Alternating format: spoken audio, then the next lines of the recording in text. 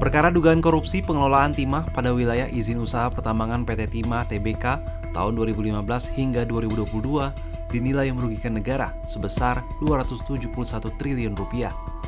Nilai itu berasal dari berbagai jenis kerugian yang perlu ditanggung, yakni kerugian lingkungan dan ekonomi serta biaya pemulihan.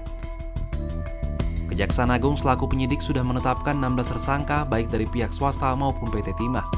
Kasus timah ini turut menyeret nama-nama populer seperti suami dari aktris Sandra Dewi, Harvey Muiz, dan Helena Lim, perempuan yang dikenal sebagai Crazy Rich Pantai Indah Kapuk.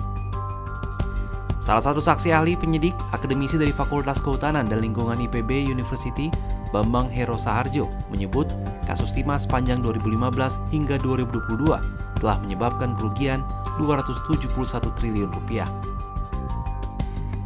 Jumlah itu terdiri dari kerugian lingkungan Rp157,83 triliun, kerugian ekonomi lingkungan Rp60,27 triliun, dan biaya pemulihan lingkungan Rp5,25 triliun. Selain itu ada pula kerugian di luar kawasan hutan sekitar Rp47,7 triliun.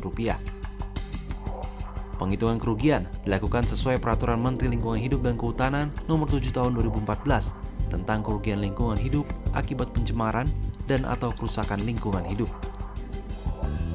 Sementara itu data berupa letak, luas, hingga koordinat dari lokasi tambang milik perusahaan didapatkan saksi ahli dari penyidik.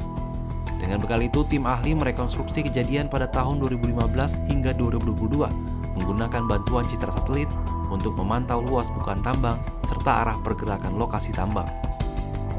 Sejauh ini penyidik Kejagung telah memeriksa 172 orang saksi untuk mendalami kasus dugaan korupsi pengelolaan timah tambang milik PT Timah tahun 2015 hingga 2022. Penyidik sudah menetapkan 15 orang tersangka dugaan korupsi serta 1 orang tersangka kasus perintangan penyidikan dalam perkara yang berkaitan dengan tata kelola tambang timah tersebut. Harvey Muiz merupakan tersangka ke-16 dalam kasus tersebut.